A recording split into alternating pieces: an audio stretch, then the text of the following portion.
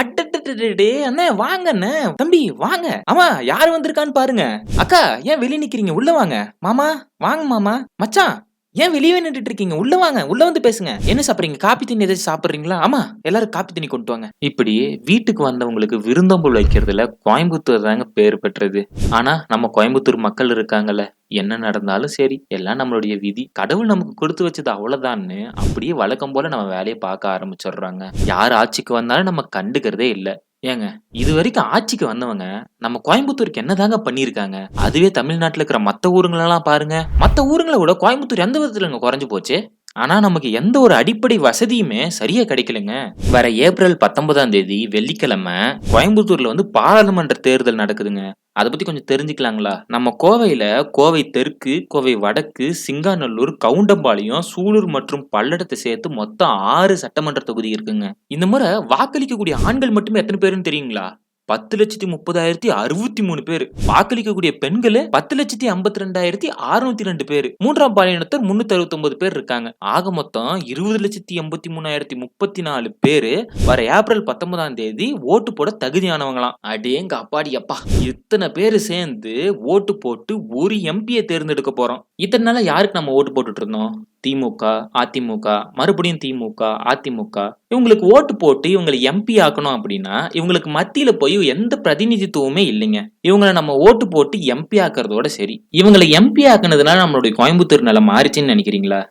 கண்டிப்பா கிடையாது. இன்னும் கொஞ்ச நாள்ல இந்த தலையெழுத்தை மாத்தி அமைக்கிறதுக்கு நமக்கெல்லாம் ஒரு அரிய வாய்ப்பு கிடைச்சிருக்குங்க. இதெல்லாம் நமக்கு 5 வருஷத்துக்கு ஒரு தடவை மட்டுமே கிடைக்கக்கூடிய அரிய வாய்ப்பு. நமக்கான இந்த சந்தர்ப்பத்தை வீணாக்கவே கூடாது. நம்ம நன்மைக்காக இந்த வாய்ப்பை சரியா பயன்படுத்திக்கணும். வர ஏப்ரல் 19ஆம் தேதி வெள்ளிக்கிழமை 543 தொகுதிகள்ல முதல் கட்ட தேர்தல் நடக்க போகுது. அதுல நம்ம கோயம்புத்தூரும் ஒண்ணு. வழக்கம் போல எல்லா கட்சியுமே போட்டி போடுறாங்க. ஆனா நம்ம தொகுதியில பாரதிய ஜனதா கட்சி சார்பில் நிக்கக்கூடிய அண்ணாமலை அவர்கள் ஜெயிச்சா எப்படி இருக்கும்னு நினைச்சு பாருங்க. அப்படி ஆட்சி அமைச்சா கோவை எம்பி அண்ணாமலை அவர்கள் மத்திய மந்திரியாக கூட வாய்ப்பு இருக்குங்க. நாம எல்லாரும் அண்ணாமலை அவர்களுக்கு ஓட்டு போட்டு அவரை எம்பி ஆக்கி அவரு மத்திய மந்திரி ஆனா கோவைக்கு தேவையான விஷயங்கள்லாம் எவ்வளவு சுலபமா கிடைக்கும்னு நினைச்சு பாருங்களேன். கடந்த 50 வருஷமா பாராளுமன்ற உறுப்பினர்கள் மூலம் எந்த காரியத்தையுமே மத்தியில சாதிக்க முடியலங்க நம்மளால. இதுக்கெல்லாம் என்ன காரணமா இருக்கும்னு நினைக்கிறீங்க? கடந்த 50 வருஷமா இங்க யாரு ஜெயிச்சா மத்தியில எந்த கட்சி ஆட்சியில இருந்த விவரம் நம்மளுக்கு தெரிஞ்சாதான் இது புரியும்.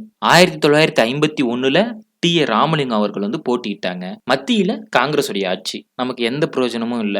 1952ல காங்கிரஸ் சார்புல ராமலிங்க செட்டியாரும் எம்.என். லிங்கமும் போட்டியிட்டு ஜெயிச்சாங்க. மத்தியில காங்கிரஸ் உடைய ஆட்சி. வழக்கம் போல நம்மளுக்கு எந்த பிரயோஜனமும் இல்ல. கம்யூனிஸ்டும் காங்கிரஸும் மாறி மாறி கடந்த 30 வருஷமா ஆட்சி பண்ணதுல நம்மளுக்கு என்ன கிடைச்சிச்சுன்னு நினைக்கிறீங்க? ஒண்ணும் இல்ல. மத்தியில பாரதிய ஜனதா கட்சி தான் ஆட்சி அமைக்க போகுது அப்படின்னு எல்லா ஊடகங்களும் சிறந்த கருத்து கணிப்புகளும் சொல்லிட்டு இருக்காங்க. ஜெயிச்சு ஆட்சி அமைக்க போற பாரதிய ஜனதா கட்சியோட தமிழ்நாட்டு தலைவர் அண்ணாமலையே நம்ம தொகுதியோட எம்பி ஆனா நம்ம தொகுதி இந்திய அளவுல கண்டிப்பா கவனம் பெறுங்க. இந்த நிலையில நமக்கு தேவையான அடிப்படை அத்தியாவசியமான விஷயங்கள் எல்லாமே அண்ணாமலை அவர்கள் மூலம் நம்மளுக்கு கண்டிப்பா கிடைக்கும். திமுக எம்பியோ அதிமுக எம்பியோ ஜெயிச்சு மத்தியில பிஜேபி ஆட்சியில இருந்தா நமக்கு எந்த பிரயோஜனமும் கிடையாது. இதனாலதான் கடந்த 30 வருஷமா சென்னையை போல கோவையும் வளரவே இல்லை. இதனாலதான் எந்த ஒரு பாராளுமன்ற உறுப்பினரும் மத்தியில அமைச்சராகவோ இணைய அமைச்சராகவோ கூட வர முடியல. நம்ம கோயம்புத்தூர் 1950ல இருந்து சுயம்புவா வளர்ந்துருக்குங்க. இங்க இருக்கிற தொழில் நிறுவனம் எதுவுமே அரசுடைய எந்த எதிர்பார்ப்பும் இல்லாம தானா வளர்ந்ததுதான். தமிழ்நாட்டிலேயே அரசாங்கத்துக்கு அதிகமா வருவாய் ஈட்டி தர நகரங்கள்ல கோயம்புத்தூர் தான் முக்கியமான நகரம்னு எத்தனை பேருக்குங்க தெரியும்? ஆனா கோயம்புத்தூரோட துரதிர்ஷ்டமோ என்னமோ தெரியல, இங்க வெற்றி பெற பாராளுமன்ற உறுப்பினர் ஒரு கட்சியை சார்ந்தவராகவும் மத்தியில ஆட்சி அமைக்கக்கூடிய கட்சி வேற ஒரு கட்சியா இருக்கிறதுனால கோயம்புத்தூருக்கு இவங்க மூலியமா எந்த விதமான பயனுமே கிடைக்கிறது இல்லைங்க. இத்தனை வருஷமா இப்படிதாங்க நம்மளுடைய கோயம்புத்தூரோட தலைவிதி நிர்ணயிக்கப்படுது. இப்ப இருக்கிற நிலையில மாநிலத்திலேயே ஆட்சியில் இருக்கக்கூடிய திராவிட முன்னேற்ற கழகம் வெற்றி பெறறதுக்கும் கோவை எங்களுடைய கோட்டைன்னு சொல்லக்கூடிய அதிமுகவும் இங்க ஜெயிக்கிறதுக்காக தேர்தல் காலத்துல பாராளுமன்ற வேட்பாளர்களாக தங்களுடைய வேட்பாளர்களை நிறுத்தி இருக்காங்க. ஆனா இந்த முறை கொஞ்சம் புதுமையா கோவையுடைய நாடாளுமன்ற தேர்தல் தேர்தல் களம் இருக்குங்க. பாரத பிரதமரிடமே நல்ல மதிப்பை பெற்ற துடிப்பான இளைஞர், நிர்வாக திறமையில தன்னை சிறந்தவர்னு காவல்துறையில நிரூபிச்சவரு, மக்களோடு மக்களாக இருக்க ஆசைப்பட்டு தன்னை பாரதிய ஜனதா கட்சியில இணைச்சுக்கிட்டு ஊழலற்ற தூய்மையான அரசியல்வாதியாக உதயமானவரு.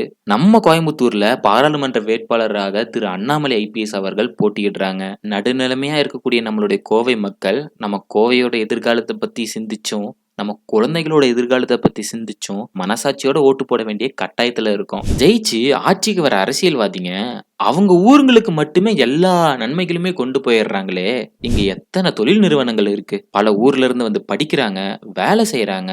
ஆனா இந்த ஊர் மத்த ஊர் மாதிரி வளர்றதே இல்லையே. இங்கதான் நம்ம அனைவருமே சிந்திச்சு ஒருமித்த கருத்தோட நல்ல தலைவரை தேர்ந்தெடுக்கணும். அண்ணாமலை அவர்களை தேர்ந்தெடுத்தா என்னென்ன நன்மைகளை எதிர்பார்க்கலாம்? அண்ணாமலை அவர்கள் ஜெயிச்சா மத்தியில அமைச்சராக கூட வாய்ப்பு உண்டு. அதனால நம்மளுடைய கோவைக்கான அடிப்படை கட்டமைப்பு வசதியான சாலை மேம்பாடு, புறவழி சாலைகள் மேம்பாடு, ரயில் நிலையங்கள் மேம்பாடு, மெட்ரோ ரயில் மற்றும் பலவிதமான கட்டமைப்புகளை மேம்படுத்துவதற்கு நிச்சயம் அண்ணாமலை உதவுவாருங்க. நம்ம கோயம்புத்தூருக்கு நல்ல திட்டங்கள் வரணும்னாலும், நம்மளுடைய நகரம் வளர்ச்சி பெறணும்னாலும், நம்மளுடைய பாராளுமன்ற உறுப்பினர் வெற்றி பெற்று மத்தியில ஆட்சி புரியிற கட்சியில உறுப்பினரா இருக்கணும். இந்த தேர்தலை நமக்கான சந்தர்ப்பமா நினைச்சு அவசியம் அண்ணாமலை அவர்களுக்கு வாக்கு செலுத்தணும். வழக்கம் போல 60-70% மட்டுமே வாக்குகள் பதிவாகிற நிலையில நம்ம எல்லாருமே 100% ஓட்டு போட்டு ஆண்கள், பெண்கள், இளைஞர்கள், சான்றோர்கள், கோவையின் நலன் விரும்பிகள் எல்லாருமே தயவு செஞ்சு போய் ஓட்டு போடுங்க.